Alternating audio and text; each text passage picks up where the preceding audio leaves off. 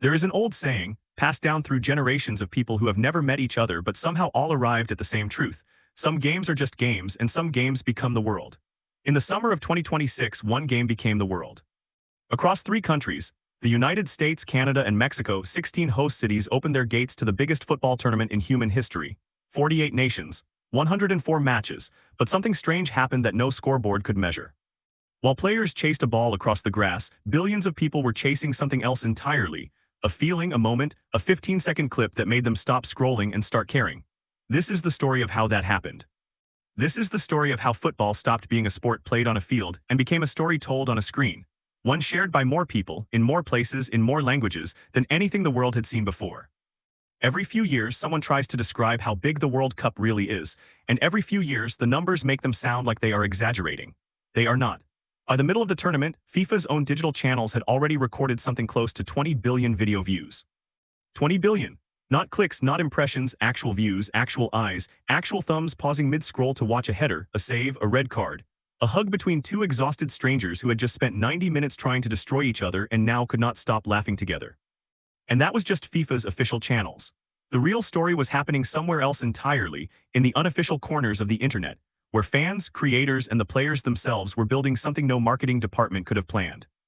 The opening ceremony alone generated close to 500,000 posts within hours, a number so large it made up nearly 5% of every single World Cup conversation happening online at that moment. People were not just watching a football tournament begin. They were watching a full-blown cultural event announce itself to the planet, and they wanted to be part of the conversation before the first ball had even been kicked. Somewhere in this chaos of numbers, a simple truth emerged. The World Cup was no longer something people watched. It was something people lived inside. Every great story needs an unlikely hero, and this World Cup found one in a 25-year-old Norwegian striker who stood 6'5" and looked, more than anything, like a Viking who had wandered off a longship and onto a football pitch by mistake. His name was Erling Haaland, and before the tournament, most casual football fans outside of Europe knew him only as a name attached to goal-scoring records. By the time Norway reached the quarterfinals, he was something else entirely, a global phenomenon, the kind of figure who did not simply play football but broadcast his entire personality to the world in real time. It started small, a Snapchat story here. An Instagram post there, posted seconds after a match had ended, still dripping in sweat, still buzzing with adrenaline. But it grew into something enormous. Haaland brought fans behind the curtain in a way no superstar quite had before, showing them locker rooms, showing them bus rides, showing them the strange and funny corners of a footballer's life that fans had always imagined but never actually seen. Then came the Raccoon. Nobody could have predicted it, and nobody could quite explain it, but somewhere along the way, Haaland found himself carrying a taxidermied raccoon onto the plane home, documenting the entire absurd journey for his followers. It should have meant nothing. Instead, it became one of the defining images of the tournament, proof that in this new era of football fandom, a moment did not need to happen on the pitch to matter. It just needed to feel real. By the middle of the World Cup, Haaland had picked up more than 12 million new followers on Instagram alone, and on TikTok, well over 1 million posts carried his name as a hashtag. He was scoring goals for Norway, yes, 7 of them in fact, a number good enough to put him among the tournament's most feared strikers. But he was also doing something far rarer. He was pulling in people who did not even like football. People who had never watched a full 90 minutes in their lives found themselves following a Norwegian striker, because he felt less like an athlete, and more like a friend who happened to be extraordinarily good at his job. There is a lesson hidden inside Haaland's story, one that anyone paying close attention to the internet in 2026 could not ignore. Authenticity had become the most valuable currency on the planet. Not perfection, not polish. Not the carefully managed image that athletes had spent decades building through agencies and PR teams. Just a person, being a person, in front of a camera that never seemed to stop rolling. If Haaland proved that players could become internet legends, the fans proved something even stranger, that sometimes the crowd itself could become the main character. Somewhere in the stands during a match involving the Netherlands, a group of Dutch supporters began a strange, joyful ritual. They would lean left, then lean right, moving together like a single wave of orange, laughing the entire time. Someone filmed it, someone posted it. And within days, this small, spontaneous moment of fan silliness, a thing that meant nothing beyond the joy of the people doing it, had been watched more than 170 million times on a single platform. They called it the Viking Row, and it spread far beyond the stadium where it was born. Fans in other countries began copying it.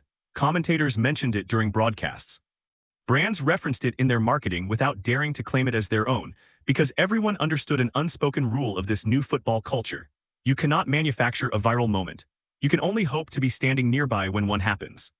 This was the real story of the 2026 World Cup, not just goals and saves, but a growing sense that everyone in the stadium and everyone watching from home was part of the same enormous, chaotic, joyful performance. The players were the stars, but the fans had become co-authors of the tournament's story, writing scenes that no broadcaster could have scripted and no algorithm could have predicted. Long before the tournament kicked off, there was a defender from New Zealand named Tim Payne, a 32-year-old professional who, by his own admission, was about as far from football stardom as a player could be. He was not flashy. He was not famous. He played his club football far from the spotlight of Europe's biggest leagues, and he had fewer than 5,000 followers on Instagram, a number so small it barely registered as a footnote in the world of modern football. Then in late May, an Argentine content creator named Valentin Scarsini, known online as El Scarso, decided to play a joke that would change Payne's life. Scanning through World Cup rosters, Scarsini found Payne and jokingly declared him the least-known player heading into the tournament. He made a video urging his massive following to go find this obscure New Zealand defender and shower him with likes, comments, and follows, purely for the fun of it, purely as an internet prank. The internet did what the internet does. Within weeks, Payne's following exploded from under 5,000 to nearly 6 million. A joke had become a movement. A punchline had become a genuine, worldwide fan base.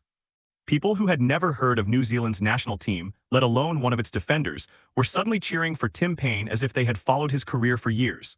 And the story did not stop at internet fame. Payne's newfound viral stardom translated into something very real, a fresh contract offer from a major South American club, a career opportunity that likely would never have arrived if not for a joke that spiraled into a global phenomenon.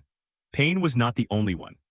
A veteran goalkeeper named Vozinha found himself the subject of transfer rumors after his performances captured the internet's attention, linking his name to clubs he might never have been considered for in a pre-social media world. And then there was Gilberto Mora, a 17-year-old Mexican prodigy who gained nearly 6 million new followers over the course of the tournament, instantly transforming his commercial value ahead of what many expected to be a blockbuster move to a major European club. These were not stories that could have existed 20 years earlier. In an older version of football, a defender from New Zealand stayed a defender from New Zealand, regardless of how well he played. A 17-year-old from Mexico had to wait years to be discovered by the traditional football world. But in 2026, discovery did not belong to scouts and executives anymore. It belonged to anyone with a phone and an audience willing to listen. Not every viral moment of the tournament was joyful. Some of the loudest online conversations came not from celebration, but from heartbreak, and that heartbreak traveled just as fast and reached just as many people as any goal celebration ever could. Egypt's run through the tournament became one of the most talked about underdog stories of the entire World Cup. A nation that had waited decades for a moment like this watched its team fight through group after group, defying almost every prediction placed against it, before finally falling to Argentina in a match so tense that entire timelines seemed to hold their breath together.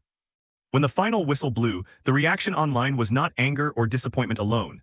It was something closer to pride, a collective outpouring from millions of fans who understood they had just watched their team achieve its best World Cup showing in history, even in defeat. Cape Verde told a similar story on a smaller stage, but with no less emotional weight. A tiny island nation, one of the smallest countries ever to qualify for a World Cup, found itself sharing a pitch with football giants like Spain and Argentina. The mismatch on paper meant nothing once the matches began. Cape Verde's players fought with a fearlessness that captured admiration far beyond their own borders, and clips of their fans celebrating, some in the stands. Many more watching from home on an island, with a population smaller than most World Cup stadiums, became some of the most shared and most emotional content of the entire tournament.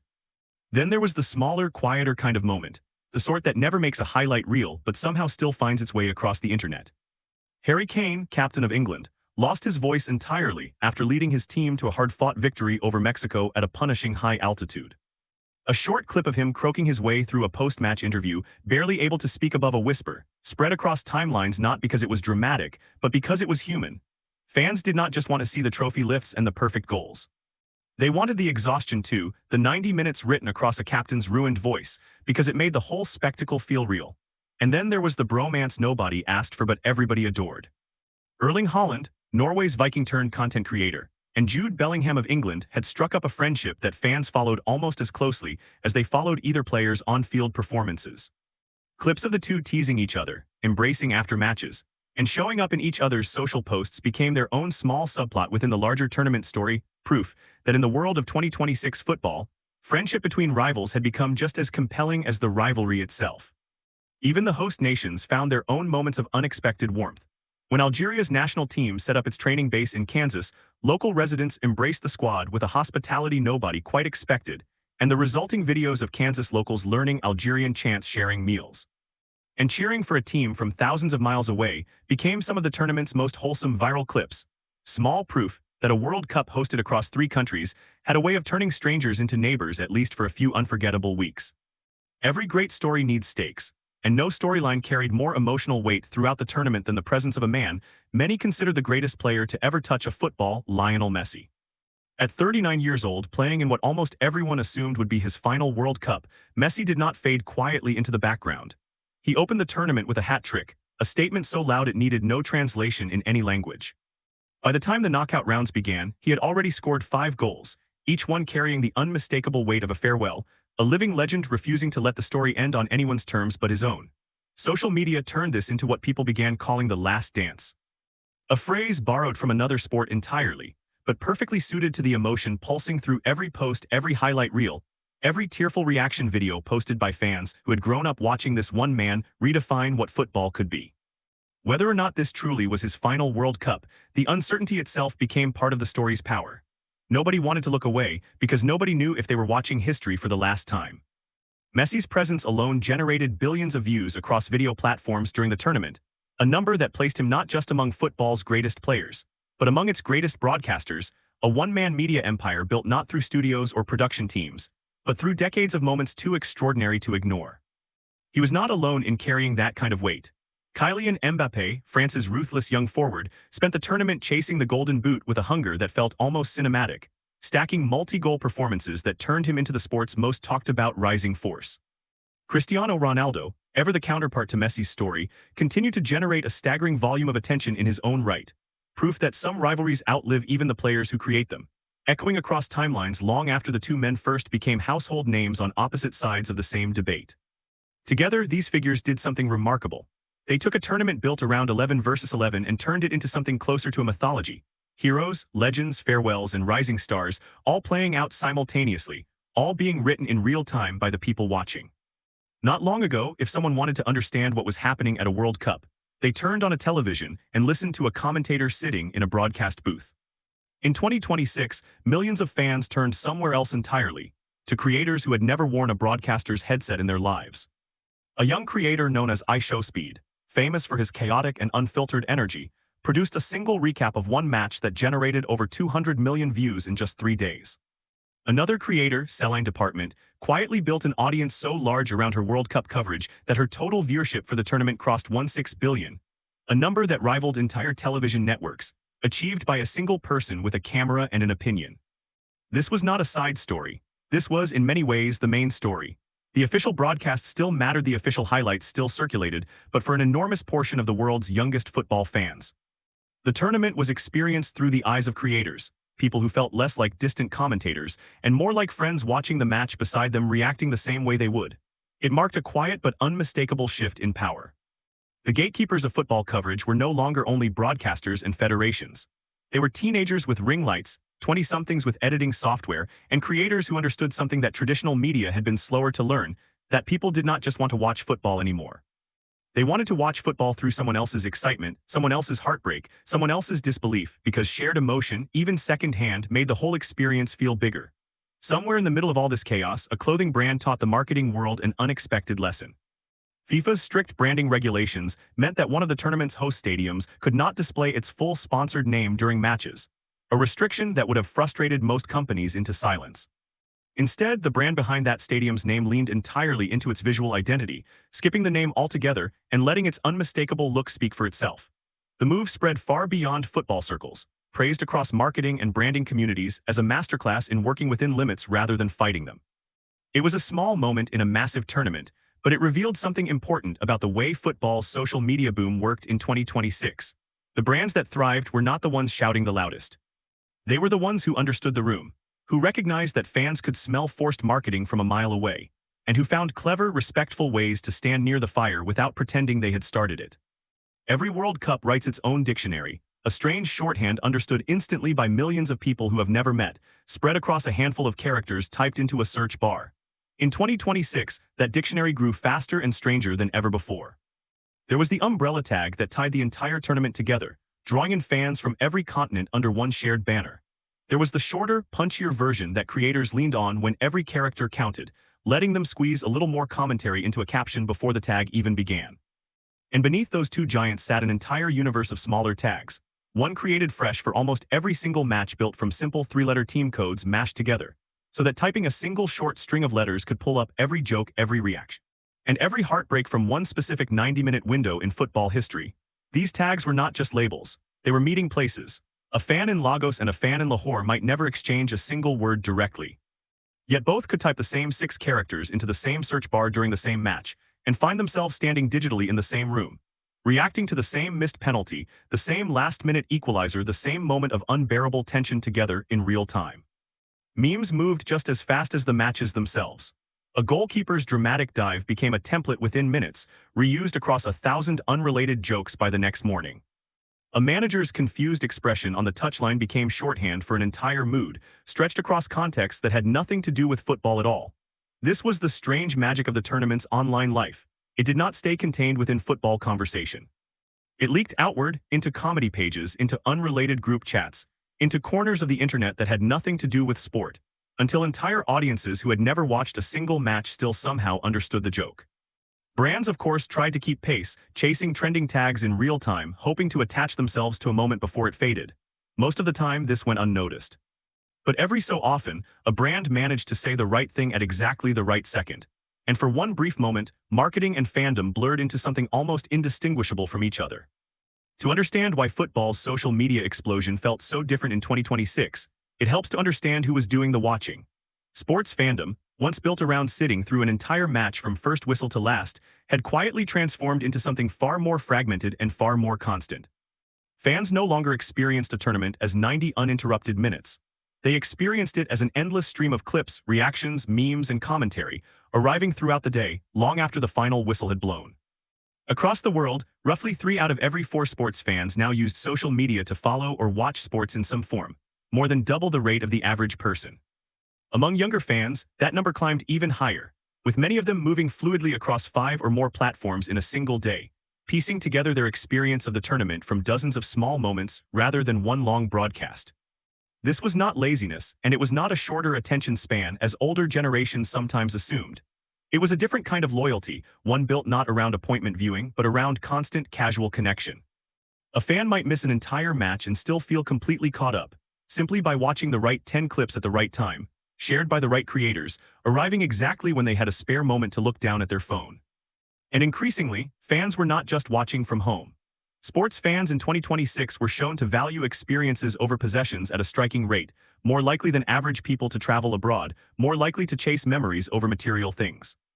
The tri-nation setting of the tournament, stretching across the United States, Canada, and Mexico, only fed that appetite, turning the World Cup into not just a viewing event, but a reason to pack a bag and chase the feeling in person.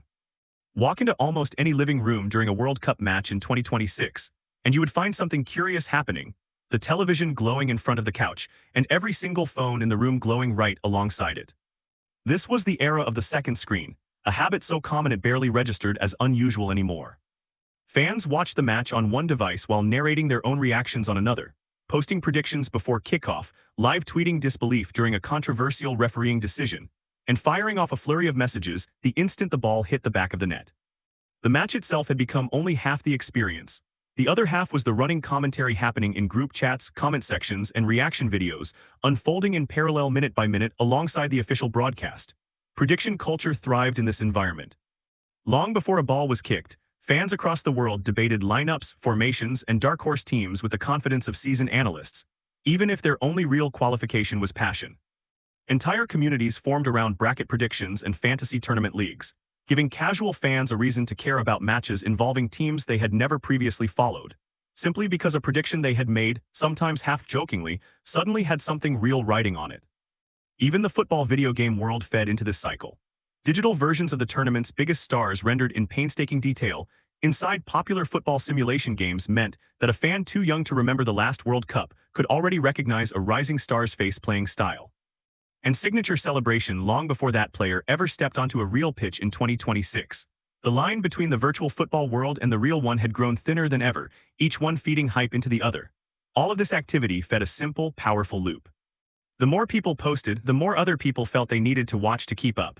The more people watched, the more they posted. Nobody designed this loop on purpose. It simply emerged, the natural result of millions of fans refusing to experience the biggest tournament on Earth quietly, alone in silence. Step back far enough, and the story of football's 2026 social media explosion stops being about hashtags and highlight reels altogether. It becomes a story about something much older and much more human. The way people have always gathered around shared moments, whether around a fire, a radio, a television, or now a phone screen held between friends on a couch. What changed was not the human need to gather. What changed was the size of the gathering and the speed at which it could grow. A joke about an unknown defender could turn into a 6 million follower following in weeks. A silly fan dance in the stands could reach 170 million views before the tournament even ended. A 17-year-old could become a household name overnight, not because a scout discovered him in some quiet corner of Mexico, but because millions of strangers decided together that his story was worth telling. Football had always been called the world's game, but in 2026 that phrase took on a new and literal meaning. It was not just played across the world. It was watched, discussed, memed, mourned, and celebrated across the world, in real time, by more people than perhaps any single event in human history had ever gathered at once. There is a kind of wisdom that only comes from watching the world change slowly, year after year, from the same porch, the same field, the same quiet corner of a small town. And if someone who had spent a lifetime watching seasons come and go were to look at what happened to football in the summer of 2026, they might not talk about hashtags or algorithms at all. They might simply say this: people have always gathered to tell each other stories, and this was just the newest fire to gather around. Long before phones, before television, before radio, even news of a great match would travel by word of mouth, a traveler passing through a village. Describing a goal, he had seen 3 towns over, embellishing it a little more with each retelling, until the story became almost as important as the moment itself. What happened in 2026 was not so different, only faster and louder, and shared with millions instead of dozens. A boy in a small village who had never left his hometown could watch a 17-year-old from Mexico score a goal. And for a moment, the distance between them disappeared entirely.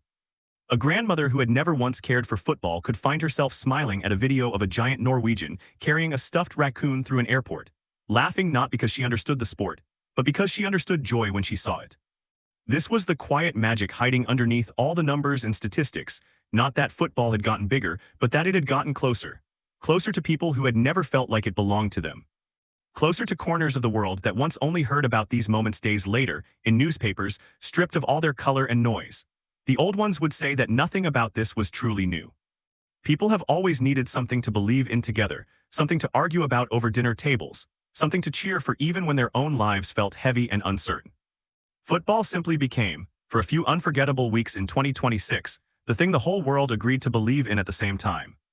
There is something almost poetic about how this all comes together. An old game, born in muddy fields and working-class neighborhoods more than a century ago, finding its loudest, largest audience not through stadiums, but through the small glowing screens people carry in their pockets.